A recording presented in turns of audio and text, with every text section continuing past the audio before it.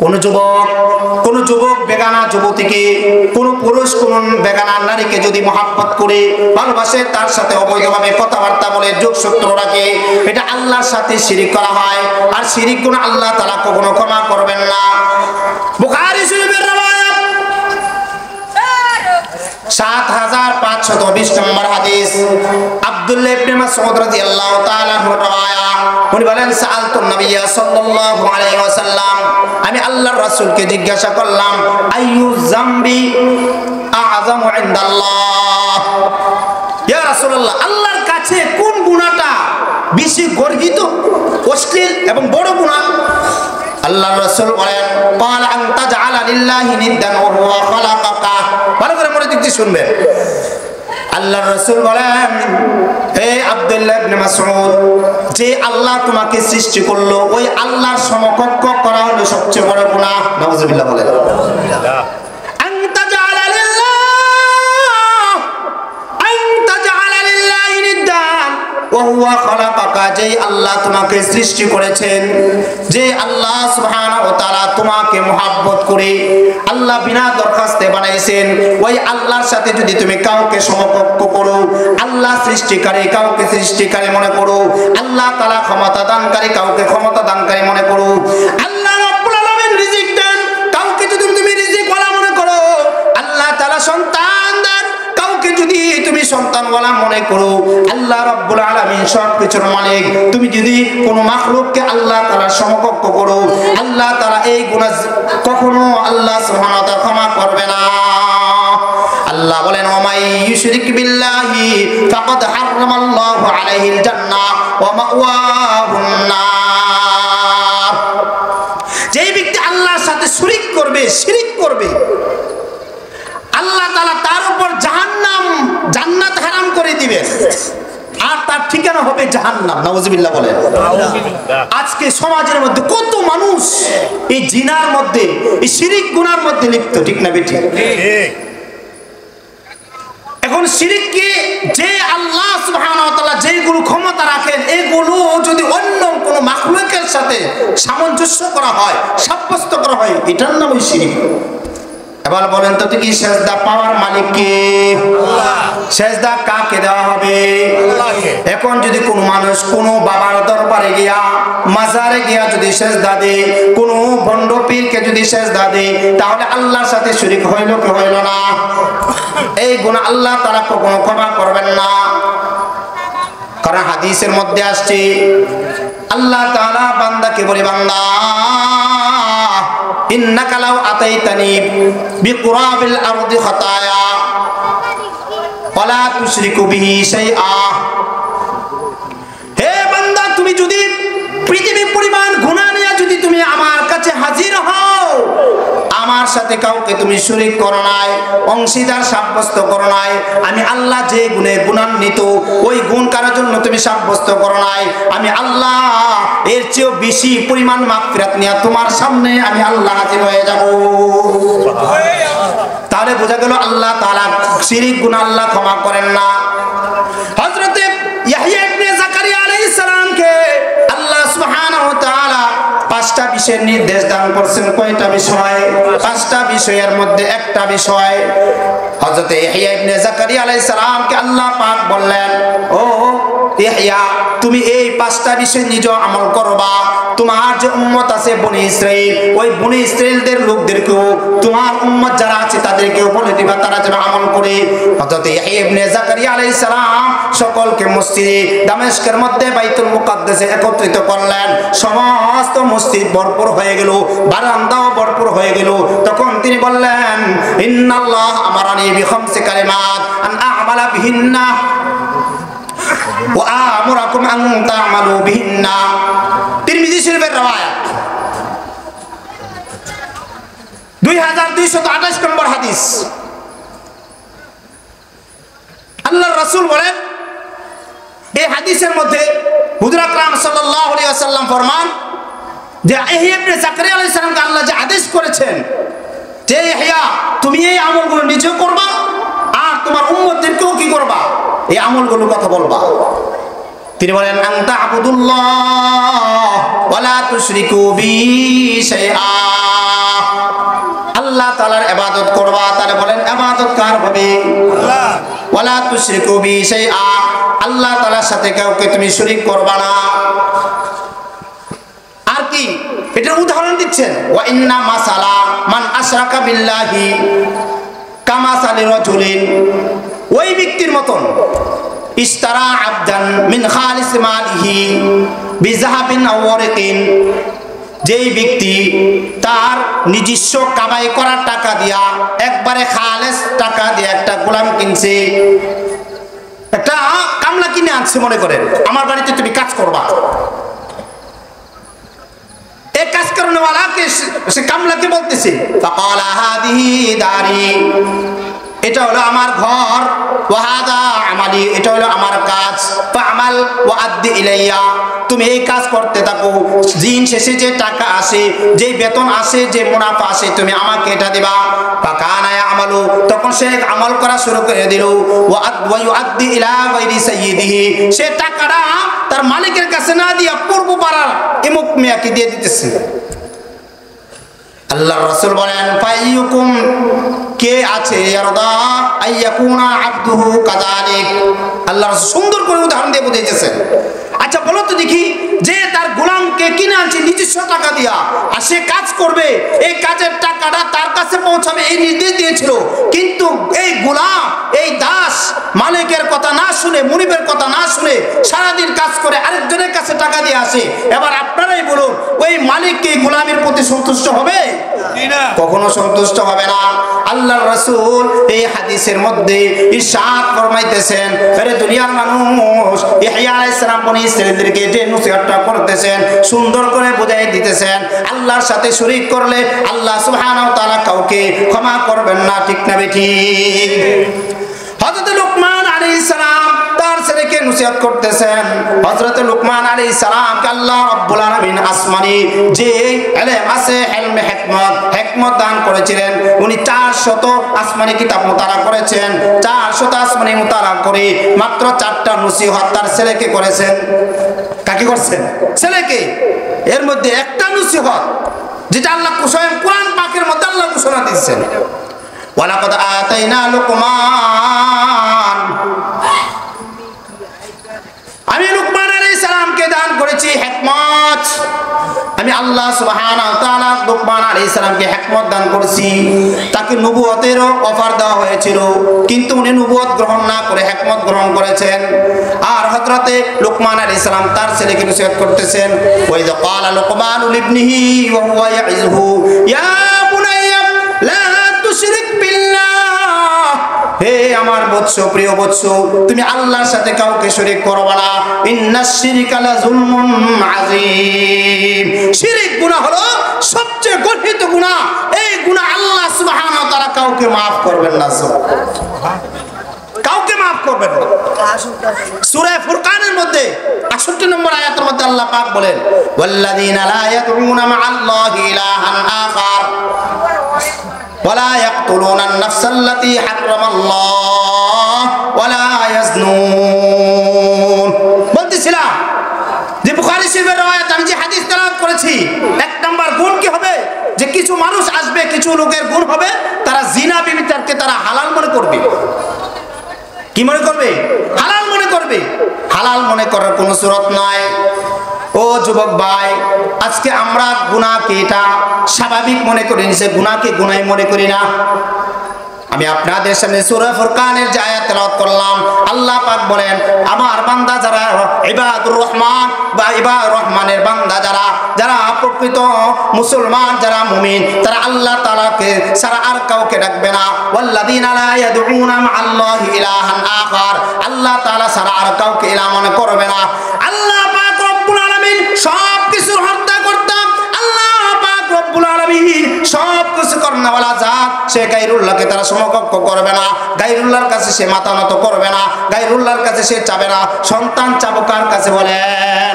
রাত্র দিনকে পরিবর্তন করে বলেন, কে বলে? আল্লাহ। কে বলে বলেন? আল্লাহ। সন্তান দেওয়ার মালিক কে?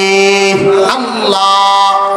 রাত্র দিনকে রাত্র বানান, রাত্রের মধ্যে আবার দিন প্রবেশ করান কে? সূরা কাসাসের মধ্যে আল্লাহ সুবহানাহু ওয়া তাআলা বলেন, কুল আরাইতুম, বলো তো দেখি, ইন জাআলাল্লাহু আলাইকুমুল লাইলা সারমাদান ইলা ইয়াউমিল কিয়ামাহ মান ইলাহুন গায়রুল্লাহ ইয়াতিকুম বিজিয়াইন আফালা তাসমাউন। হে আমার বান্দারা, আল্লাহ পাক রব্বুল আলামিন যদি সারা জীবন সর্বকালের জন্য যদি আল্লাহ তাআলা রাত্র বানায় নেন, পৃথিবীর কোনো মানুষ আসেনি এটাকে দিন বানাইবার? আছে? মান ইলাহুন গায়রুল্লাহ, আল্লাহ ছাড়া কে আছে? ইয়াতিকুম বিজিয়াইন, তোমাদের জন্য আলো এনে দিবে। সামান্য কুয়াশা, এই কুয়াশাকে দূর করার জন্য কোনো মানুষ বা কোনো মেশিন এটা হয় নাই, তৈরি হয় নাই? আছে? হয় নাই? আফালা তাসমাউন, তারপরে কি তোমরা শ্রবণ করবে না? পরবর্তী আয়াতের মধ্যে 72 নম্বর আয়াতের মধ্যে আল্লাহ পাক রব্বুল আলামিন বলেন, কুল আরাইতুম ইন জাআলাল্লাহু আলাইকুমুন নাহারা সারমাদান ইলা ইয়াউমিল কিয়ামাহ।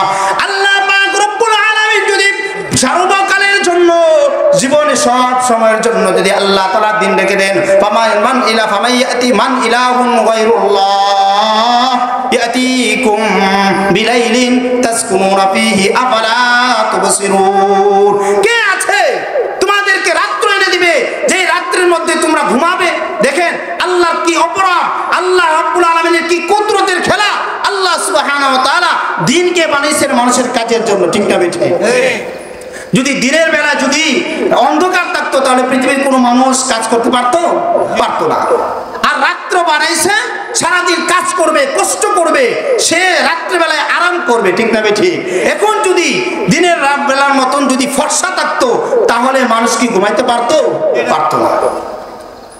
সাধারণভাবে আমরা দেখি বানাইতে পারে না, দরজা জানালা সব লাগাইতে হয়, ঠিক না বেঠিক? এরপরে যদি না হয় চেহারার উপরে কপালের মধ্যে একটা গামছা দেয়, তারপরে যেন তার চোখের মধ্যে কোনো আলো না পড়ে। তাহলে এবার বলেন তো দেখি, এইগুলোর মালিক কে? আবার বলেন এইগুলোর মালিক কে? আল্লাহ সুবহানাহু ওয়া তাআলা। এরপরে আয়াতের মধ্যে আল্লাহ সুবহানাহু ওয়া তাআলা বলেন, সূরা সূরার 49-50 নম্বর আয়াতের মধ্যে আল্লাহ পাক রব্বুল আলামিন বলেন, লিল্লাহি মুলকুস সামাওয়াতি ওয়াল আরদ ইয়াখলুকু মা ইয়াশা ইয়াহাবু লিমান ইয়াশাউ ইনাসা ওয়া ইয়াহাবু লিমান ইয়াশাউ যুকুর আও ইউযাউযুহুম যুকরানাও ওয়া ইনাসা ওয়া ইয়াজআলু মান ইয়াশাউ আকিমা ইন্নাহু আলীমুন কাদির। এই আয়াতের মধ্যে আল্লাহ পাক বলতেছেন, ও দুনিয়ার মানুষ, পৃথিবীর মানুষ, তোমরা শুনো, বুঝো, আল্লাহ রাব্বুল আলামিন পৃথিবীর মধ্যে কাউকে সন্তান দেয়, দেখে দেয় না, কাউকে মেয়ে দেয়, কাউকে ছেলে দেয়, আবার কাউকে ছেলেও দেয়, মেয়েও দেয়, আবার আল্লাহ পাক ইচ্ছা করলে কাউকে সন্তানও দেয় না, কোনো সন্তানও হয় না, বান্দা বলে এটাকে, আছে না নাই? তাহলে এর ক্ষমতা কে? বলেন কে রাখে? আল্লাহ রাখে। কিন্তু আমাদের বিশ্বাস, আমরা কিছু মানুষ আছি সমাজের মধ্যে আল্লাহ তাআলাকে সাব্যস্ত না করে আমরা বিভিন্ন খাজা বাবার দরবারে দৌড়াই যে বাবা একটা সন্তান দিবে, ইমুক মাজারে ইমুক দরবারে গিয়া, বাবার দরবারে গিয়া কি করি আমরা সিজদা করি, তার কাছে সন্তান চাই। মনে রাখতে হবে এটা শিরক, এটার মধ্যে আল্লাহ রাব্বুল আলামিন এই শিরক গুনাহ আল্লাহ তাআলা কখনো ক্ষমা করবেন না। কথা বুঝে আসছে? আমি বলতেছিলাম আমার উম্মতের কিছু লোক এমন হবে যারা জিনা ব্যভিচারকে হালাল মনে করবে। এবার বলেন তো দেখি, আমি আপনাদের সামনে আয়াত হাদিস তেলাওয়াত করেছিলাম, বুখারী শরীফের হাদিস 7520 নম্বর হাদিস। হযরত আব্দুল্লাহ ইবনে মাসউদ রাদিয়াল্লাহু তাআলা আনহু আল্লাহর নবীকে জিজ্ঞাসা করেছিলেন, সবচেয়ে কঠিন গুনাহ, ভয়াবহ গুনাহ কোনটি? আল্লাহর রাসূল বলেছেন, আনতা জাআলা লিল্লাহি নিদ্দান ওয়া হুয়া খালাকাকা, আল্লাহ তোমাকে সৃষ্টি করেছেন অথচ তুমি তার সাথে বরাবর করো অন্য কোন মাখলুককে। তখন বলেন, ফাকুলতু, আমি বললাম, ইন্না যালিকা আযীম, এটা তো আসলে গর্হিত অন্যায়। কুলতু সুম্মা আইয়ুন, এরপরে কোনটা? আল্লাহর রাসূল বলেন, সুম্মা আনতা কুতুলা ওয়ালাদাকা তাখাফু আইয়াকুলা মাআক। হে আব্দুল্লাহ ইবনে মাসউদ, এরপরে ওই সন্তানকে হত্যা করা যেই সন্তানটা তোমার সাথে খাবার খাবে এই ভয়ে, অর্থাৎ সন্তান বেশি হওয়ার ভয়ে এই মানুষ তার সন্তানকে আরাগত সন্তানকে হত্যা করে ফেলে। সন্তান বেশি হলে খাওয়াবে কে? আরে বেটা, তোমাকে কে খাওয়ায়? ঠিক না বেঠি? এটা আসলে মুসলমানের কোন ইমানদারের কোন বিশ্বাস হতে পারে না। এটা আসলে ইউরোপ কান্ট্রিজ, আমেরিকা, পাশ্চাত্য দেশের এটা একটা ছবল। মুসলমানদের সন্তান যদি কম হয়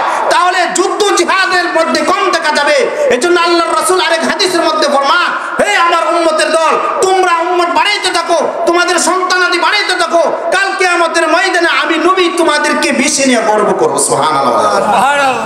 আমি অন্যান্য উম্মত নবীদের কাছে আমার উম্মত বেশি, আমার উম্মতের সংখ্যা বেশি, আমি তাদের সাথে গর্ব করব। কারণ তোমার রিজিক যেই আল্লাহ দেয়, তোমার সন্তানের রিজিকও ওই আল্লাহই দান করে, ঠিক না বেঠিক? তিনি বলেন কুলতু সুম্মা আইয়ুন, এরপরে কোন গুনাহটা ভয়াবহ? আল্লাহর রাসূল বলেন আনতুজানিয়া সুম্মা আনতুজানিয়া বিহালিলাতি জারিক। এরপরে গুনাহটা হলো তুমি তোমার পাড়া প্রতিবেশীর কোন মহিলার সাথে ব্যভিচার করাটা, এটা হবে সবচেয়ে বড় গুনাহ। কারণ কি? পাড়া প্রতিবেশী তো পাড়া প্রতিবেশীর মাধ্যমে নিরাপত্তা চাই, ঠিক না বেঠিক? গ্রামে একটা কথা আছে, বেড়ায় যদি ক্ষেত খা তখন আর ক্ষেত ফিরাবে কি, ঠিক না বেঠিক?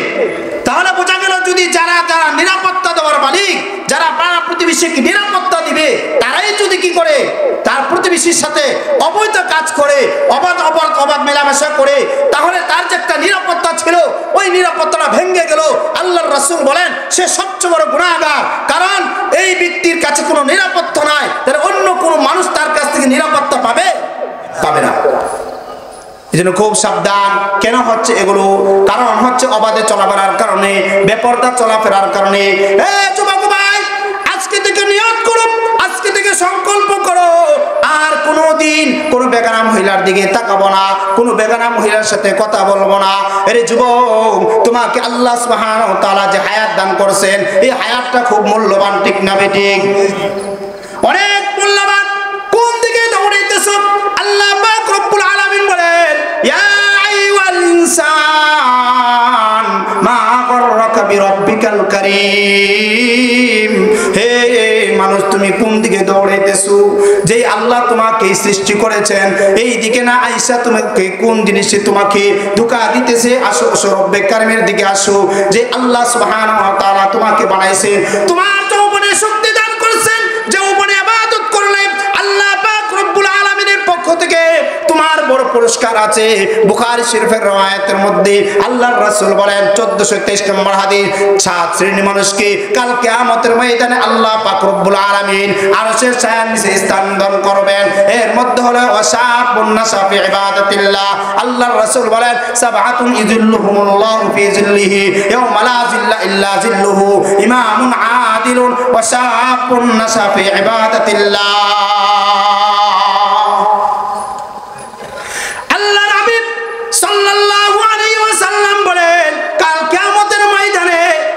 সারা মানুষ অস্থির হয়ে যাবে কিয়ামতের ভয়াবহতার কারণে, তবে কি 7 শ্রেণীর মানুষ থাকবে।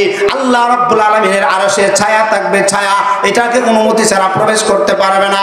দুনিয়ার থেকে এই সার্টিফিকেট নিয়ে যেতে হবে। সুবহানাল্লাহ বলেন। দুনিয়ার মধ্যে যারা এই কাজগুলো করবে, এই গুণগুলো যাদের মধ্যে বাস্তবায়ন হবে, আল্লাহ পাক রব্বুল আলামিন কাল কিয়ামতের ময়দানে তাদেরকে ওই ছায়ার নিচে আশ্রয় দান করবেন। এক নাম্বার হলো ওয়াসা ইমামুন আদিলুন, ন্যায়পরায়ণ বাদশা মানে কি? ইনসাফ করেছে, সে নেতা ছিল, সে এমপি ছিল, চেয়ারম্যান ছিল, মেম্বার ছিল, রাষ্ট্রপতি ছিল, প্রধানমন্ত্রী ছিল, মানুষের উপর জুলুম করে নাই, মানুষের হক মেরে খায় নাই, মানুষের গম মেরে খায় নাই, মানুষের টাকা মেরে খায় নাই, অনুদান মেরে খায় নাই, রাস্তাঘাটের জন্য যে টাকা এসেছে ওই রাস্তাঘাট বানাইছে, আবার যে রিলিফ এসেছে ওইটা জনগণের মাঝে সুষ্ঠুভাবে বন্টন করে দিয়েছে, মানুষের কাছে বিচার করেছে, সুন্দরভাবে বিচার কার্য করেছে, কারো কাছ থেকে কি নেয় নাই, ঘুষ নেয় নাই, নিজের পক্ষপাতিত্ব করেন নাই, স্বজনপ্রীতি করে নাই। আল্লাহ পাক রব্বুল আলামিন ওই ন্যায়পরায়ণ বাদশাকে কাল কিয়ামতের ময়দানে আরশের ছায়ার নিচে স্থান দিবে। সুবহানাল্লাহ। আসেনি সমাজে এই গুণওয়ালা আছে? নাই। বরঞ্চ দেখা যাচ্ছে কি, যদি একটু কি হয়, নেতা হয় বা সমাজের ক্যাটাগরির লোক হয়, আরো সাধারণ মানুষের উপর জুলুম করে, ঠিক না বেঠিক? এই জুলুম আমরা দেখছি কি দেখছি না? তাহলে বোঝা গেল যারা জুলুম করে এই জুলুমের পরিণতি দুনিয়াতে ভুগতে হয়, যেটা গত 15 বছরের ফলাফল, ঠিক না বেঠিক? এজন্য অভিভাবক হন, নেতা হন, এমপি হন, মন্ত্রী হন, ইমামে আদেল হন।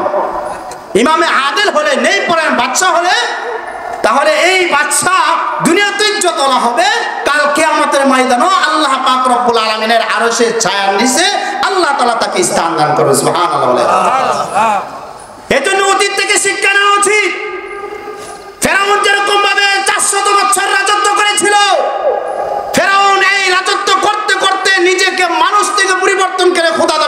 ঠিক না বেটি?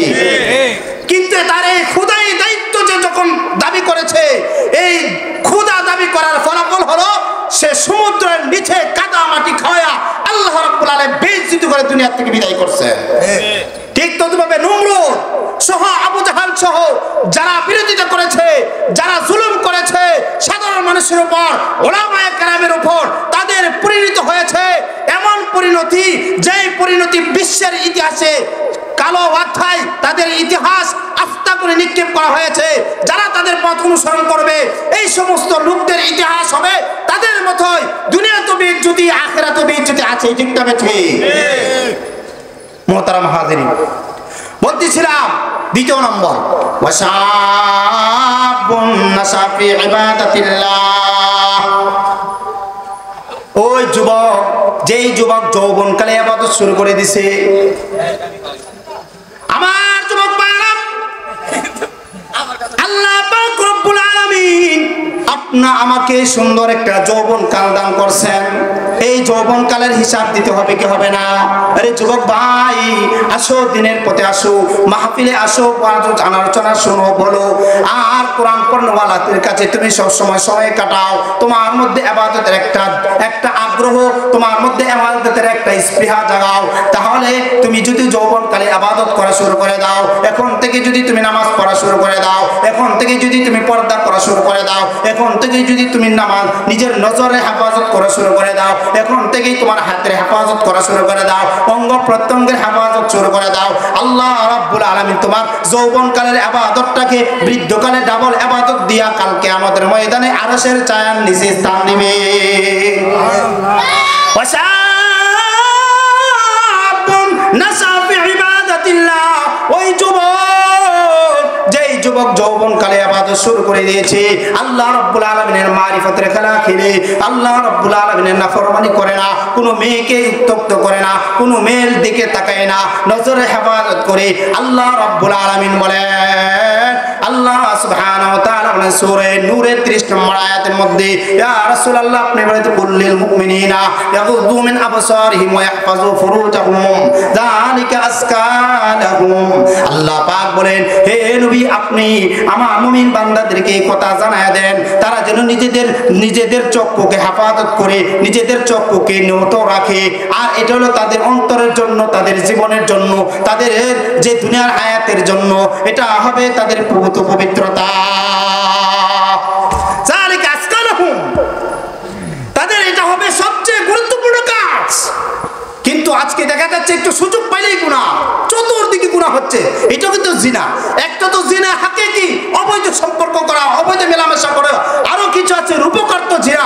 বুখারী শরীফের রওয়ায়াতের মধ্যে আল্লাহর রাসূল বলেন 6612 নম্বর হাদিস, ইন্নাল্লাহ কাতাবা আলা ইবনি আদম হাযযাহু মিনাজ জিনা আদরাকা যালিকা লা মুহালা। বনি আদমের একটা জিনার একটা পরীক্ষা হবে, অবশ্যই পরীক্ষার মধ্যে সে পড়বে, অবশ্যই জিনার মধ্যে কি সে পড়বে। ফাজিনাল আইন আন নাযারু, চোখের জিনা হলো দেখা, সে অন্যায়ভাবে অশ্লীল কাছে বস্তু দেখেছে, বেগানা নারীর দিকে তাকাইছে, তার মনের মধ্যে একটা অন্য ধরনের একটা জোর আকাঙ্ক্ষা। কোন জায়গা থেকে সে তুমি কামাই করেছো, কোন পন্থা, এটা হালাল পন্থা নাকি হারাম পন্থা, তো অনেক লম্বা বিস্তারিত আলোচনা। আজকে আমরা কামাই করি 2 টাকা লাভের জন্য, মিথ্যা কথা বলে ব্যবসাটাকে হারাম ব্যবসা বানায় দিই, নাউযুবিল্লাহ বলেন। এই জন্য ভাইরা যারা ব্যবসা বাণিজ্য করেন, আমার বাবারা, আপনার ব্যবসা বাণিজ্য করে একটা জিনিস যদি 5 টাকা কিনা হয় আর খরচ যদি আপনার 2 টাকা হয়, তাহলে কত টাকা হইলো? 7 টাকা। আপনি কিভাবে বলবেন এটা মাসালা আছে? আপনি বলবেন আমার 7 টাকা পড়তা করছে, আমার এটা 10 টাকা বিক্রি করলে এটা আমার পোড়াবে না, আমার পোষাবে না। যদি এখন বলেন যে আমার 60 টাকা কিনা পড়ছে, নাউযুবিল্লাহ বলেন, তাহলে আপনি মিথ্যা হয়ে গেল। এটা এজন্য আপনার ভাড়া, দোকান ভাড়া, গাড়ি ভাড়া সহ আপনার যা পড়তা হয়েছে, যে এত টাকা আপনার খরচ হয়েছে, 5 টাকার জিনিসটা 60 টাকা হয়েছে, আপনি বলবেন যে আমার পড়তে হলে 60 টাকা, এখন যদি আমি এটাকে 8 টাকা বিক্রি করি বা 7 টাকা বিক্রি করি, আমার কিছুই থাকবে না, 2-3 টাকা কমপক্ষে লাভ করতে হবে। এই অনুযায়ী প্রত্যেকটা বস্তু আপনি ক্রয় বিক্রি করেন, কোনো সমস্যা নাই। জি না কইলে তো কোনো সমস্যা, যদি জিগায় তখন বলবেন, না বললে তো জিগানোর কোনো প্রশ্নই নাই। সুন্দর কথা। যদি কেউ জিজ্ঞাসা করে তখন তাকে বলবেন, আর যখন যদি কেউ জিজ্ঞাসা না করে, এটার মূল্য 10 টাকা, আপনি নিলে নেন, না নিলে নাই, ঠিক না বেঠি? কিন্তু এই কথা বলা যাবে না। 5 টাকার জিনিস আপনি 10 টাকা কিনে আনছেন, বলবেন যে আমার এটা 10 টাকাই কিনা পড়ছে, আমি আপনাকে 10 টাকায় কিভাবে দিই? খুব সাবধান। বলতেছিলাম আল্লাহর রাসূল বলেন তোমরা হারাম বস্তু থেকে বেঁচে থাকবা। কি বস্তু থেকে বেঁচে থাকবা? হারাম, সর্ব ধরনের হারাম থেকে বেঁচে থাকবা। ওই যে প্রথম হাদিস পড়েছিলাম, আল্লাহর রাসূল বলেছেন ইস্তাহিল্লুনাল হিরা, তারা জিনা ব্যভিচারকে হালাল মনে করবে। নাউযুবিল্লাহ বলেন। আল্লাহর রাসূল আরেক হাদিসের মধ্যে ফরমান, তিরমিজি শরীফের রওয়ায়াত 2213 নম্বর হাদিস, যে কিয়ামত কখন হবে? যখন এই সমস্ত আলামতগুলো পাওয়া যাবে। ইদা ফাআলাত উম্মতি 15 খাসলাতান হাল্লা বিহাল বালা ফাকিলা ওয়া মা হুন্না ইয়া রাসূলুল্লাহ। আল্লাহর রাসূল বলেন আমার উম্মতের মধ্যে যখন 15টা বিষয় প্রকাশ পাবে, আমার উম্মত যখন 15টা বিষয় করবে, তখন তাদের কাছে বালা মুসিবত, যখন বালা মুসিবত তাদের উপর পতিত হবে। আল্লাহর রাসূলকে একজন জিজ্ঞাসা করলো, ইয়া রাসূলুল্লাহ, ইয়া হাবিবাল্লাহ, এইগুলো কি কি? আল্লাহর রাসূল বলেন ইদা কানাল মাগনামু দুআলান, যখন গনিমতের মালকে নিজের ব্যক্তিগত মাল করা হবে, যুদ্ধের ময়দানে যুদ্ধলব্ধ যে সম্পত্তি আছে এটাকে ভাগ বাটোয়ারা করার আগে যখন ব্যক্তিগত মাল পরিণত করা হবে, নিজেকে মনে করা হবে এটা আমার মাল, তখন এই মালটার কারণে এটা একটা কিয়ামতের আলামত। ওয়াল আমানাতু মাগনামান, আর আমানতকে গনিমত মনে করবে। সমাজের মধ্যে এরকম মানুষ আছে, তার কাছে আমানত রাখা হয়, কিছুদিন পরে যখন সময় হয়ে যায়, 1 বছর হয়ে গেল, 6 মাস হয়ে গেল, তখন পল্টি মারে, তুমি আমার কাছে টাকা জমাই দিছো না। আছে না নাই সমাজে এরকম? অস্বীকার করে বলে, এটাকে নিজের ব্যক্তিগত গনিমত মনে করে। 10,000 দিলে বলছে তুমি 8,000 দিছো, 2,000 গায়ে। এরকম মানুষ মনে নাই আপনাদের এলাকায়? তারা আমানতকে গনিমত মনে করবে। বলেন কি আমানতকে কি মনে করবে? গনিমত মনে করবে। ওয়া যাকাতু মাগনামান, যাকাতকে মনে করবে, যাকাতকে মানুষ মনে করবে এটা জরিমানা। কি মনে করবে বলেন? জরিমানা মনে করবে। তাহলে যাকাত দেওয়া এটা ইসলামের আইন, এটা ফরজ বিধান, এটা অনেক লম্বা আলোচনা। আর কি ওয়া তার রাজুলু যাওজাতাহু, স্বামী তার স্ত্রীর কথা মতো চলবে। বর্তমান যুগে যেটা চলতেছে, স্বামী ব্যাগ নিয়ে পিছনে যায় আর স্ত্রী সামনে সামনে হাঁটে, ঠিক না বেঠি? আর তার মায়ের নাফরমানি করবে। মা বাবা বলতেছে বাবা তুমি বখারেদের সাথে চলিও না, তুমি খারাপ ছেলেদের সাথে চলিও না, কিন্তু ছেলে এই কথা শুনে নাই। এবার বলেন তো দেখি, এই ছেলে কোনোদিন মানুষ হতে পারবে? পারবে না। অথচ বন্ধু বান্ধবদেরকে গুণমত মনে করে, বন্ধু বান্ধবদেরকে আপন মনে করে। আল্লাহর রাসূল হাদিসের মধ্যে ফরমান ওয়া বাররা সাদিকাহু ওয়া জাফা আবাহু, মা বাবা কি করে কথা শুনে না, আর বন্ধুদেরকে আড্ডায় দিতে গিয়া বাবা মা বলতেছে 10টার ভিতরে তুমি বাড়িতে আসো, 10টার ভিতরে তুমি ঘুমিয়ে পড়ো, ফজরের নামাজ তুমি জামাতে পড়তে পারবা, কিন্তু ছেলে কথা শুনে না, যাও আমি আসতেছি, রাত 12টা হয়ে যায়। কিন্তু দেখা যাচ্ছে বন্ধু বান্ধবের আড্ডায় পড়ে সে নিজের জীবনটাকে হেফাজত করতে পারে না, সে নেশাখোর হয়ে যায়, মাদকাসক্ত হয়ে যায়, যার কারণে পরিবারের মধ্যে অশান্তি বিরাজ করে, ঠিক না ঠিক?